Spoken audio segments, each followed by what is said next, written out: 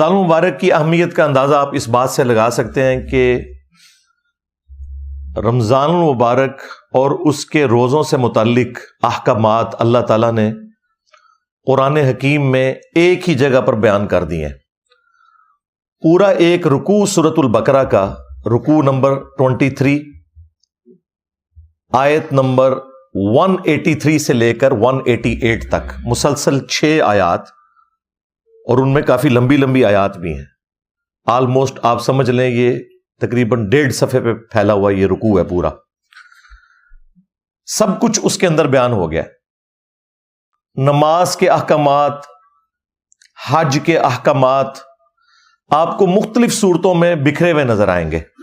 کچھ سورۃ البقرہ میں، کچھ سورۃ الحج کے اندر، کچھ سورہ ابراہیم کے اندر. لیکن رمضان مبارک کو اللہ تعالیٰ نے اس اعتبار سے ممتاز بنایا ہے کہ جو کچھ ڈسکشن کرنی تھی نا وہ قرآن میں ایک ہی جگہ پہ کر دی ہے.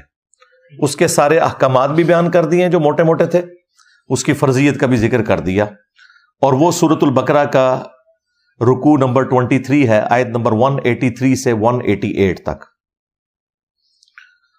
پلس اس سے متعلقہ جو صحیح الاسناد احادیث ہیں بخاری اور مسلم میں ہی درجنوں کی تعداد میں آپ کو ایک جگہ کمبائنڈ فارم میں مل جائیں گی مشکات المصابیح کے اندر، جو میں نے بارہا تعارف کروایا کہ یہ انسائکلوپیڈیا آف حدیث ہے.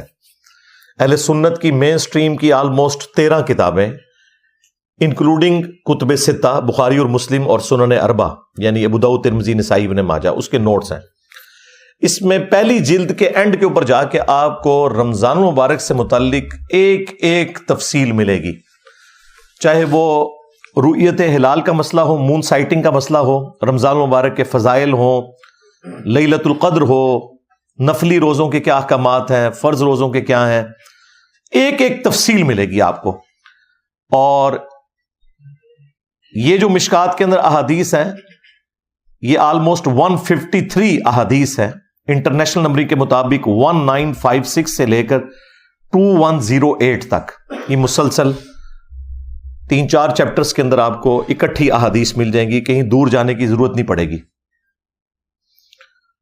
ایک جگہ آپ کو ایک نوٹس کی شکل میں مشکات کے اندر یہ ساری احادیث مل جائیں گی انشاءاللہ. وہ میں آج کور بھی کر دوں گا ساتھ ساتھ.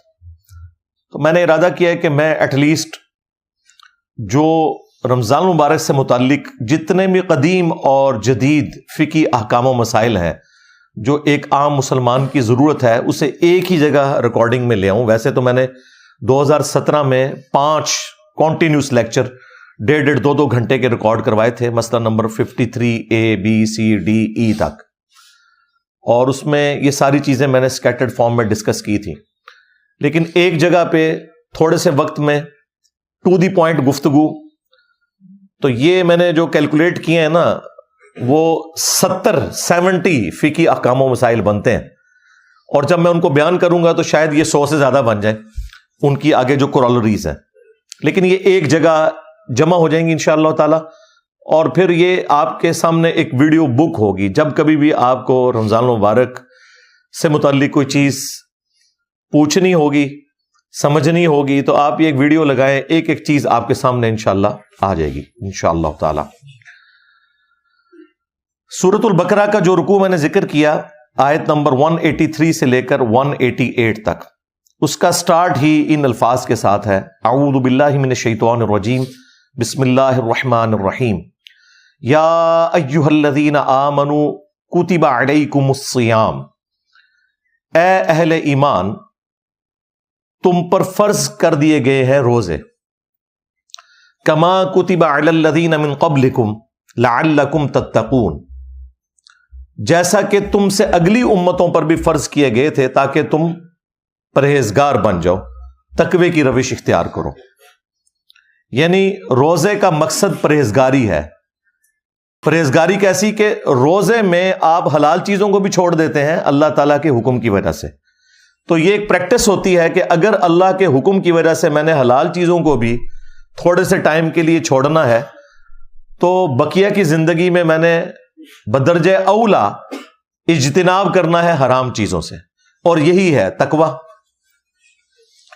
یہی اس کا مقصد ہے. الصوم عربی زبان میں روزے کے لیے ٹرم یوز ہوتی ہے. الصوم کہتے ہیں عربی میں رک جانے کو، اور شرعی اصطلاح میں اللہ تعالی کی خوشنودی کی خاطر طلوع فجر سے لے کر غروب آفتاب تک اپنے آپ کو کھانے پینے اور دیگر خواہشات سے روکنے کا نام روزہ ہے. یہ اس کی بیسک ڈیفینیشن ہے. باقی تو میں نے آپ کو بتایا پورا رکوع ہے اور احادیث کی کتابیں بھری پڑی ہیں، اس میں صرف مشکات ہی پڑھ لیں تو آپ کو ساری احادیث ایک جگہ پہ مل جائیں گی انشاءاللہ تعالی. اللہ تعالیٰ نے اسی رکوع کے اندر آگے چل کر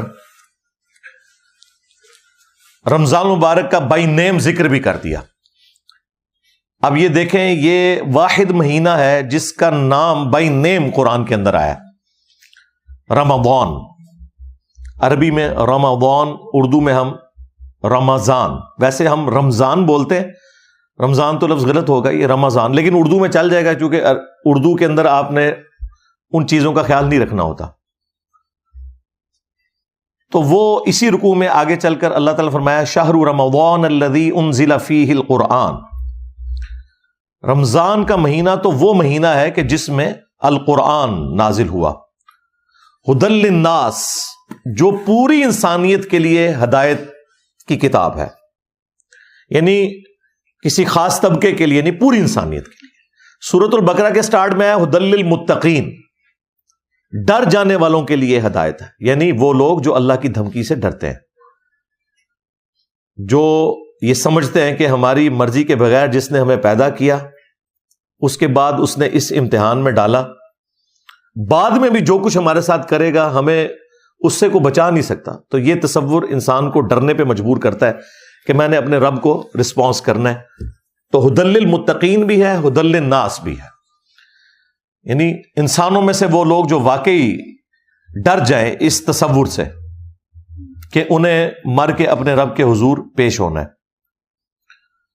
وَبَيِّنَاتٍ مِّنَ الْهُدَىٰ وَالْفُرْقَانِ، اور اس میں ہدایت کے روشن دلائل ہیں، اور یہ الفرقان ہے، یعنی حق اور باطل میں تمیز کرنے والی کتاب، جو سورۃ المائدہ میں آئے کہ اللہ تعالیٰ نے تورات نازل کی، پھر انجیل نازل کی، اور اب یہ الفرقان ہے، حق اور باطل میں تمیز کرنے والی کتاب. وہاں پہ اس کے لیے ورڈ آیا مہیمن، یعنی یہ نگہبان ہے اگلی کتابوں کے اوپر کہ ان کی کون سی باتیں درست ہیں اور کون سی ٹیمپرڈ فارم میں. یہ کتاب ان کے اوپر نگہبانی کرتی ہے.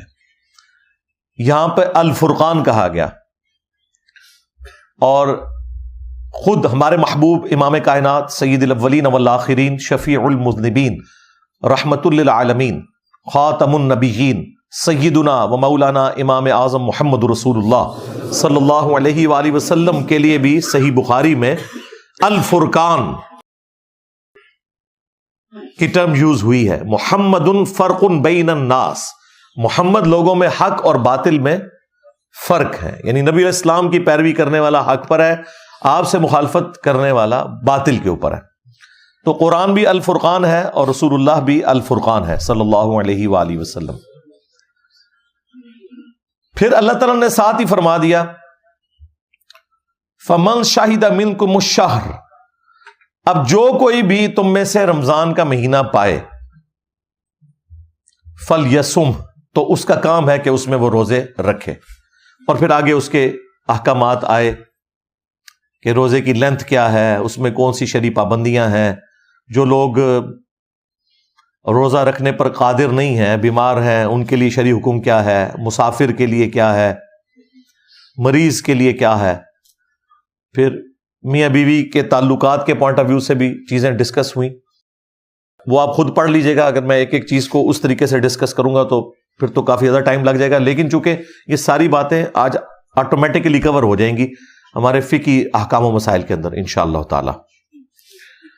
صحیح بخاری اور صحیح مسلم کے اندر یہ حدیث موجود ہے. اللہ کے محبوب صلی اللہ علیہ وآلہ وسلم نے فرمایا اسلام کی بنیاد 5 چیزوں کے اوپر ہے.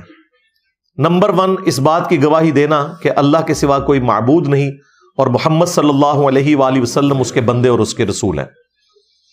دوسرے نمبر پہ فرمایا نماز قائم کرنا. تیسرے نمبر پر زکوٰۃ دینا، چوتھے نمبر پر حج کرنا اللہ کی راہ میں اگر استطاعت ہو، اور پانچویں نمبر پہ فرمایا رمضان کے روزے رکھنا۔